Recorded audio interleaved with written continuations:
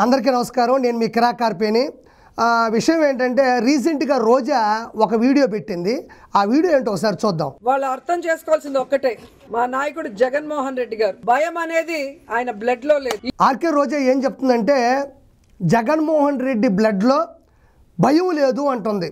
అంటే ఈవిడ రీసెంట్గా రక్త పరీక్షల కేంద్రం పెట్టింది. రక్త పరీక్షల కేంద్రం పెట్టి ఆ జగన్మోహన్ రెడ్డి సంబంధించినటువంటి బ్లడ్ శాంపిల్స్ తీసుకొని టెస్ట్ చేసి ఆయన బ్లడ్లో భయం లేదు అని తేల్చేసింది. మరి ఆ బ్లడ్ నాకు తెలిసి కోడికత్తి ఎయిర్పోర్ట్లో దిగినప్పుడు వచ్చిన బ్లడ్తో ఆ శాంపుల్స్తో టెస్ట్ చేసిందా, లేకపోతే గులకరాయి తగిలింది కదా, ఆ గులకరాయి తగిలినప్పుడు వచ్చినటువంటి బ్లడ్ శాంపిల్స్తో టెస్ట్ చేసి జగన్మోహన్ రెడ్డి బ్లడ్లో భయం లేదని చెప్పింది. అర్థం కావట్లేదు. ఆవిడ ఓవరాల్గా ఏముంటుందంటే జగన్మోహన్ రెడ్డి బ్లడ్లో భయం లేదు అంటుంది. నేను సూటిగా రోజాను కొన్ని ప్రశ్నలు అడగాలనుకుంటున్నా.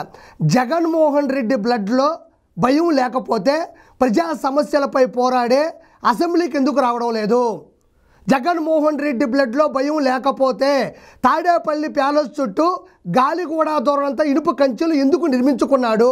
జగన్మోహన్ రెడ్డి బ్లడ్లో భయం లేకపోతే 300 కోట్ల రూపాయల ప్రజాధనంతో 982 మంది ప్రైవేటు సెక్యూరిటీని ఎందుకు పెట్టుకున్నాడు? జగన్మోహన్ రెడ్డి బ్లడ్లో భయం లేకపోతే పరదాల చాటున ఎందుకు జనాల మధ్యన నడిచాడు? జగన్మోహన్ రెడ్డి బ్లడ్లో భయం లేకపోతే మునిపెన్నడూ లేని విధంగా ఎలక్షన్స్లో ఓటమి తర్వాత బెంగళూరులోని యలహంక ప్యాలెస్కి 18 సార్లు ఎందుకు వెళ్ళాడు? జగన్మోహన్ రెడ్డి బ్లడ్లో భయం లేకపోతే అక్రమాస్తుల కేసులో కోర్టుకి ఎందుకు హాజరు కావడం లేదు? మరి ఎందుకు? నేను సూటిగా రోజా నిన్ను అడుగుతున్నా. అన్న గురించి పక్కన పెట్టు. అన్నకి చెల్లివి ఎవరు? నువ్వు. చెల్లివైన నువ్వు ఓడిపోయిన వెంటనే ప్రెస్ మీట్ పెట్టకుండా చెన్నైలో ఎందుకు దాక్కున్నావు? అంటే నీకు భయం ఉంది. ఇలాంటి ఎలివేషన్స్ ఇవ్వద్దని నీకు చాలాసార్లు చెప్పా. ఎంతో ముందు కూడా ప్రజా సమస్యలపై పోరాడాల్సిన అసెంబ్లీకి వెళ్ళి అన్నయ్య దెబ్బలో తిరుగుండదు, అన్నయ్య దెబ్బలో ఎదురుండదు, ఈ మాటలే మాట్లాడి ఎలివేషన్స్ ఇచ్చి అన్నని ఎలిమినేషన్ చేశావు. కాబట్టి ఏదైనా మాట్లాడేటప్పుడు నీతి నిజాయితీతో కూడిన మాటలు మాట్లాడని నేను మనస్ఫూర్తిగా కోరుకుంటున్నాను. ఇప్పుడు ఆవిడ చెప్పిన రక్త పరీక్షల కేంద్రానికి సంబంధించినటువంటి ఆ విషయం అయిపోయింది. ఇప్పుడు ఇంకోసారి అందులో ఇంకో భాగంగా అదే వీడియో ఇంకోసారి చూద్దాం. చూడండి. ఈ రోజు మీరు మోసంతో అధికారంలోకి వచ్చారు, ఈవీఎంలు మ్యానిపులేట్ చేసి వచ్చారు. నాకు తెలియదు. ఆర్కే రోజాని నేను క్వశ్చన్లు అడగదాం అనుకుంటున్నా. ఆవిడ ఏమంటుందంటే మొదటిది వచ్చి అన్న బ్లడ్లో భయం లేదు అనింది. భయం లేకపోతే ఇవన్నీ ఎందుకు చేశాడని నేను సూటిగా ప్రశ్నించా. రెండోది ఏంటంటే ఈవీఎంలు మ్యానిపులేట్ చేసి గెలిచారు అంటుంది. నేను దీనికి ఖచ్చితంగా వివరణ ఇవ్వాలి. ఎందుకంటే ఆర్కే రోజా ఎంతో ముందు కూడా చాలాసార్లు ఈవీఎంల గురించే మాట్లాడింది.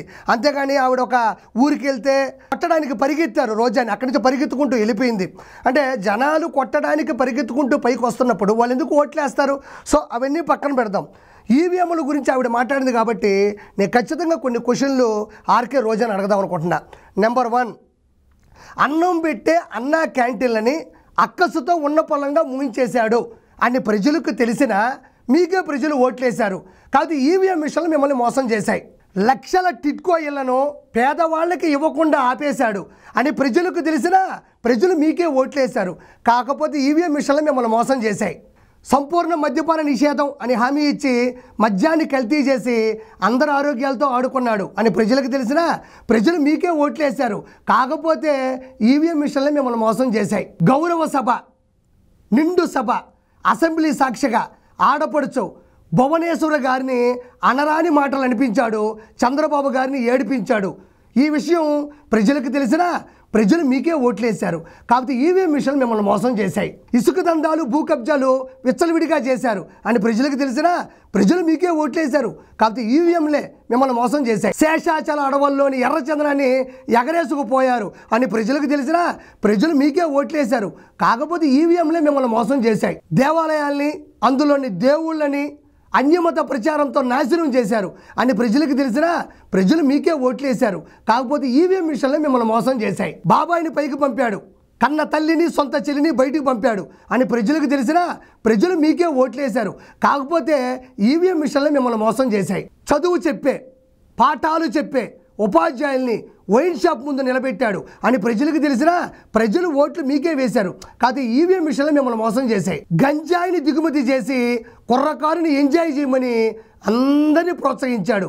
ఈ విషయం ప్రజలకు తెలిసినా ప్రజలు మీకే ఓట్లేశారు. కాకపోతే ఈవీఎం మిషన్లు మిమ్మల్ని మోసం చేశాయి. డ్రైవర్ని డోర్ డెలివరీ చేశారు, పసివాడిని పెట్రోల్ పోసి కాల్చేశారు, దళిత డాక్టర్ని దారుణంగా హతమార్చారు. ఇవన్నీ ప్రజలకు తెలిసినా ప్రజలు ఓట్లు మీకే వేశారు. కాదు ఈవీఎం మిషన్లు మిమ్మల్ని మోసం చేశాయి. సభ్య సమాజం తలదించుకునే విధంగా మహిళలను ప్యాకేజీలు శాలరీలు ఇచ్చి దారుణంగా దుర్భాషలాడించారని ప్రజలకు తెలిసినా ప్రజలు ఓట్లు మీకే వేశారు. కాదు ఈవీఎం మిషన్లే మిమ్మల్ని మోసం చేశాయి. పోలవరం ప్రాజెక్టుని పూర్తిగా గాలికి వదిలేశారు అని ప్రజలకు తెలిసినా ప్రజలు మీకే ఓట్లేశారు. కాకపోతే ఈవీఎం మిషన్లే మిమ్మల్ని మోసం చేశాయి. పవన్ కళ్యాణ్ గారి 3 పెళ్లిళ్ళ మీద పెట్టిన శ్రద్ధ రాష్ట్రం 3 రాజధానుల మీద పెట్టలేదని ప్రజలకు తెలిసినా ప్రజలు ఓట్లు మీకే వేశారు. కాదు ఈవీఎం మిషన్లు మిమ్మల్ని మోసం చేశాయి. గడిచిన 5 సంవత్సరాల్లో రాష్ట్రానికి ఒక్క కంపెనీ కూడా తీసుకురాలేదని ప్రజలకు తెలిసినా ప్రజలు ఓట్లు మీకే వేశారు. కాదు ఈవీఎం మిషన్లు మిమ్మల్ని మోసం చేశాయి. గడిచిన 5 సంవత్సరాల్లో రాష్ట్రంలోని మహిళలకు ఏమాత్రం భద్రత రక్షణ లేదని ప్రజలకు తెలిసినా ప్రజలు ఓట్లు మీకే వేశారు. కాకపోతే ఈవీఎం మిషన్లే మిమ్మల్ని మోసం చేశాయి.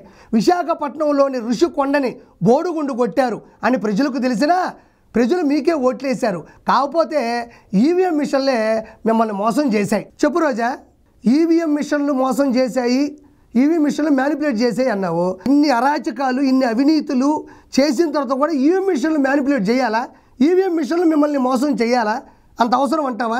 నేను ఒకే ఒక మాట చెప్తాను. ఈరోజు నగిరిలో నిన్ను ఈవీఎం మిషన్ని గానా నిలబెడితే ఈవీఎం మిషనే గెలుస్తుంది. ఎందుకంటే ఈవీఎం మిషన్కి నీకున్నంత నోటి తోలు ఉండదు. ఈవీఎం మిషన్ నువ్వు చేసినటువంటి అక్రమాలు చేయదు. ఈవీఎం మిషన్ నీలాగా అవినీతి చేయదు. ఈవీఎం మిషన్ నీలాగా 3,000 కోట్ల రూపాయలు అన్నదమ్ముల సాక్షిగా సంపాదించదు. ఈవీఎం మిషన్ నీలాగా తిరుమల కొండ మీదకి వెళ్ళి కోట్ల రూపాయలు అర్జించదు. ఈవీఎం మిషన్ నీలాగా భూకబ్జాలు ఇసుక దందాలు చేయదు. ఈవీఎం మిషన్ నీలాగా నీతి మాలిన పనులు చేయదు. కాబట్టి ఈవీఎం మిషన్ని నిన్ను నగిరి నియోజకవర్గంలో నిలబెడితే ఈవీఎం మిషనే గెలవబోతుందని మనస్ఫూర్తిగా కోరుకుంటున్నాను. అంతెందుకు, నువ్వు నగిరిలోని ఒక ఊరికి వెళ్తే నిన్ను కొట్టడానికి చెప్పులు పెట్టుకొని జనాలు నీ మీద పడ్డారు. మరి వాళ్ళందరూ ఎందుకు ఓట్లేస్తారు? ఎందుకంటే నీతి నిజాయితీ మనలో ఉంటే ఈవీఎం మిషన్ మ్యానిపులేట్ ఎందుకు చేస్తాయి? ఇవన్నీ మానేసి ఇక మీదట మంచిగా బతకడం నేర్చుకో. నేను ఇంకోటి కూడా చెప్తాను, అన్న కాదు నువ్వు కాదు, వైఎస్ఆర్సీపీ రానున్న 5 సంవత్సరాల పార్టీ ఉండడం కూడా కష్టమే. 2019లో కూడా ఈవీఎం మిషన్లు పెట్టి ఎలక్షన్స్ జరిగాయి. 151 సీట్లు మీకు వచ్చాయి. ఆ రోజు చంద్రబాబు నాయుడు గారు కానీ చంద్రబాబు నాయుడు గారి ప్రభుత్వం కానీ కార్యకర్తలు కానీ నాయకులు కానీ వర్గం కానీ ఒక్క మాట కూడా ఈవీఎం మిషన్లు మోసం చేసి మ్యానిపులేట్ చేసేయని అడగలేదు.